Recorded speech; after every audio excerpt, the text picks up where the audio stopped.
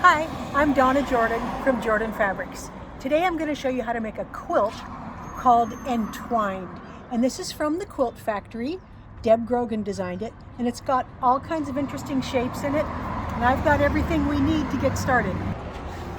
This is a layer cake pattern, and I've picked one out from Moda Fabrics. It's called Chickadee. So let's take a look at all the different prints. I think they're nice and colorful, which is what will look good in the patchwork. So we've got lots of different colors here, lots of different stripes and flowers, and all we need for the patchwork is the layer cake and a background, and I'm going to use this nice off-white one.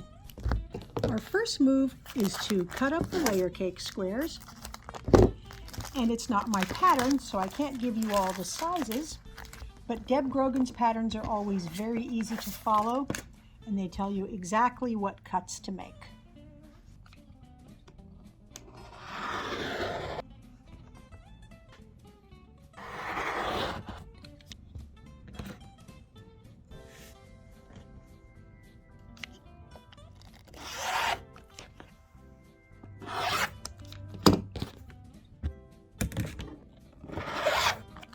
All the layer cake squares are cut, and I went ahead and cut the background as well.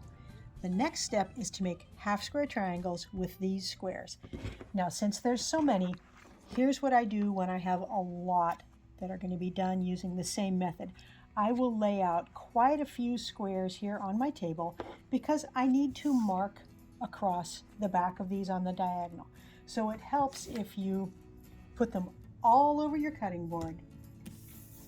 Then get your ruler, and I'm going to draw a faint line from corner to corner here. But if there's a lot of them laid out, I don't have to move the ruler very much. They aren't exactly lined up, they're just kind of lined up.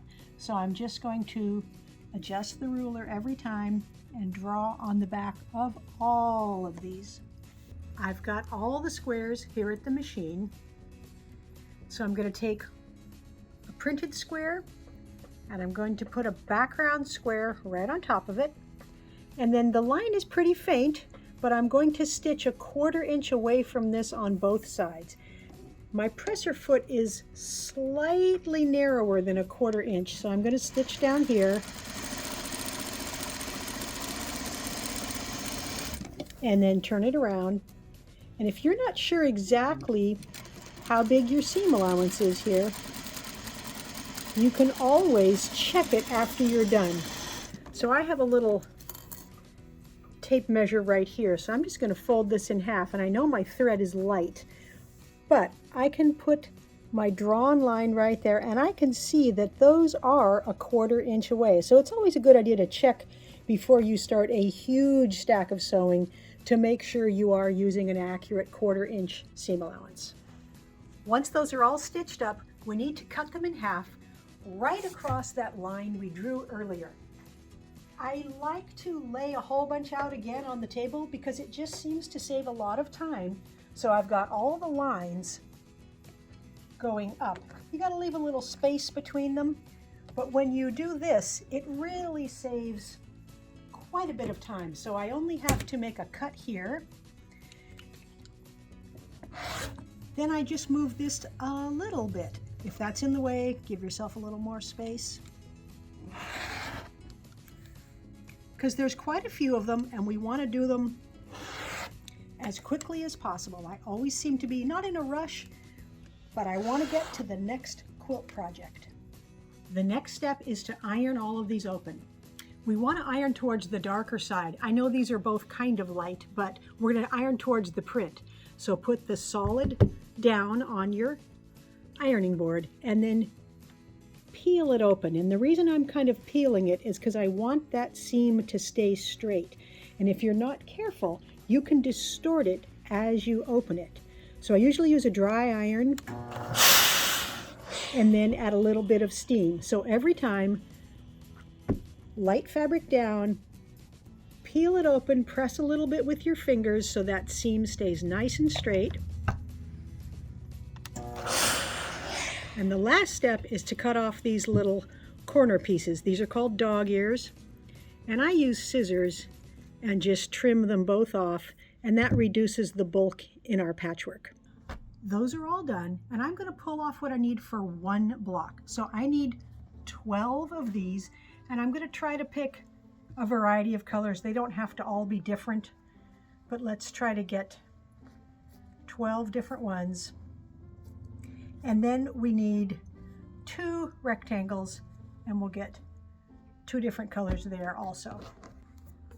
The first step is to take 2 half square triangles, and we're going to sew them into pairs. So for this first set, I've got the dark or the prints together, and I'm leaning over that way, and I'm going to stitch here.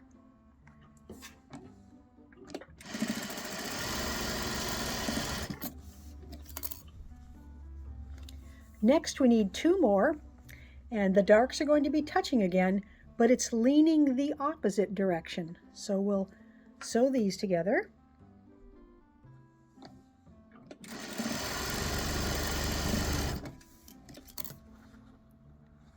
And the last thing we need is a pair with both lights together. And we need to make 4 of these pairs. So there's the first. And I'm just going to chain piece all of these. And there's the 4th one. I'm going to take these over to the ironing board before we put the block together so we can get those seams nice and flat. These blocks with the print in the middle, I'm putting the seam allowance to the left on both of them. The ones that have the light in the middle, 2 of them are going to go to the left, and the other 2 are going to go to the right. And that way, when I put everything together, we can have our seams nesting. Here's what the block looks like. You will have to check the pattern. I'm not doing this from memory. I did look at where everything went. So I've got this seam allowance is going that way, so I picked, let's pick a block here. This one is also going that way, so I'm just going to pick a different one where that seam goes up. There we go. So that seam allowance is down, that seam allowance is up. Then we've got another plain piece that goes here, and one of these like this, and I think I'm going to put one with the seam allowance down. This one goes here, and then we've got one going like that and one going like that. So it's kind of a puzzle piece. Can't really tell what the quilt's going to look like yet. But we're going to sew all 4 of these and then all 4 of these, and then we'll put both halves together. I'm going to stack this bottom row up a little bit so it won't move while I stitch the top. We'll put these 2 pieces together first. So all we have to line up is that very center intersection right there, and you can see the seams are going in opposite directions. Makes it very easy to get them to match.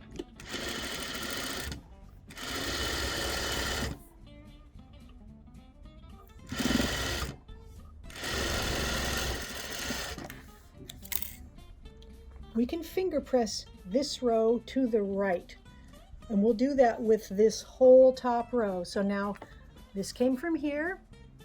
I'm just going to add that next piece. There's the 4th and final piece in that first row.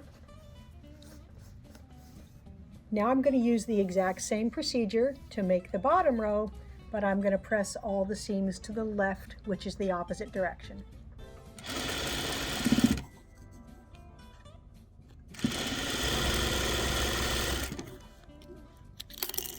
There's the last piece on that row. Now when we put these rows together, top seam allowances are going that way, the bottom seam allowances are going that way. Makes it much easier to match and get everything laying nice and flat. Oops, came unthreaded.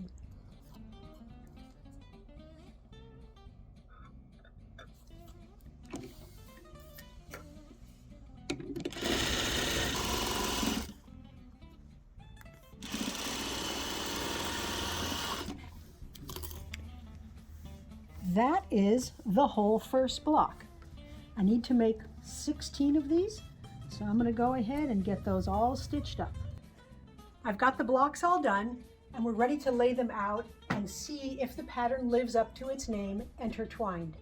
So every block gets laid exactly the same way. We're not twisting anything, we're not turning. Once I get them all laid out, I will probably trade some around to make sure I get a nice balance of colors, but I can already see these pathways showing up. It's very, very fun. There's the last two blocks, and the colors are pretty well balanced even without me moving anything around. So all I have to do now is stitch the 16 blocks together. Then there's a couple of borders. There's a very small border first, and I've used this purple one that we've got in the patchwork. And then I'm using this for the outside border because it's cut larger. I think it's cut 4.5 inches. That's a nice large scale print. Then I can get it loaded onto the quilting machine. Now that the quilt is loaded on the machine, we need to pick a thread color. I've decided I'm going to use something pretty light because I don't want the thread showing much on the white. And any of these will work. I don't think there's a wrong choice. They're all going to fade in to that white background. The blue is nice because we do have a blue border. The pink is nice and soft, and we've got so many pretty flowers here. That will work. Now, I often like to see how the threads are going to look on the back, and this is what I put on the back of the quilt. So these will show a little on the back, and that's good. I like the quilting to show on the back side. So let's see. I think this blue-green, I think I'm going to go with the blue-green. It looks great on the back, shows a little bit, doesn't show much here, but will show a tiny bit, and that'll look really good. For the quilting pattern, I've got to go with something that has flowers. This is called Wild Roses. I like it because it's nice and dense and even, but you can see the flowers and leaves very clearly.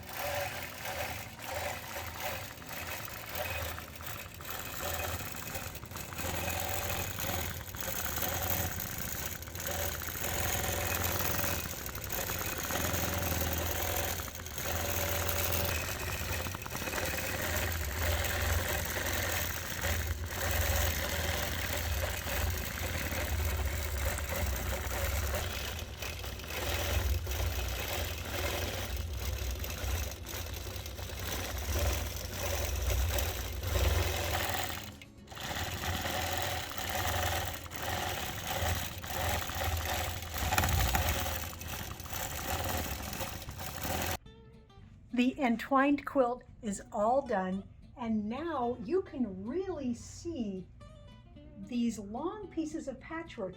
They're around each one of the rectangles. It's very, very cool. I was a little worried when I got started that some of my prints might be too light and wouldn't give enough contrast to make the pattern show up, but it really shows up very nicely even with all these varieties of colors. The quilting with that light blue thread looks really good. I can't see it at all on top of the patchwork, but it makes a nice shadow effect here in the light areas. And on the back side, I used thread color that's slightly lighter than the blue here. Look, you can see all those flowers. It looks very nice. One of the best things about this pattern is that it uses one whole layer cake with almost zero waste. And we only used 1 3/4 yards of the white background and then just added those borders around the edge. Now the pattern does call for you to put some cornerstones in the 4 corners of the outside border here. But my border was a big, large floral, so I decided to not do that on my version, but you certainly could add those if you like. It's 76 by 76, so it's a nice big throw size. And of course, if you wanted to make it bigger, you can use more layer cake squares. Thank you so much for watching our video today. We hope you enjoyed it. We sure appreciate you spending your time with us. Now, at the end of every video, we do a giveaway. Today's giveaway is a 5-star quilt. We did a video on how to make this quilt. This is a free pattern, and this is made with Moda Fabrics, a collection called Decorum. It's a very fun quilt to make, but today you can win it. So all you have to do is click the link below this video that says giveaway. Put in your name and your email address. You might be the next lucky winner. Now, if you like our videos and you want to support us, the best thing you can do is subscribe to our YouTube channel. That really helps us out. Happy quilting!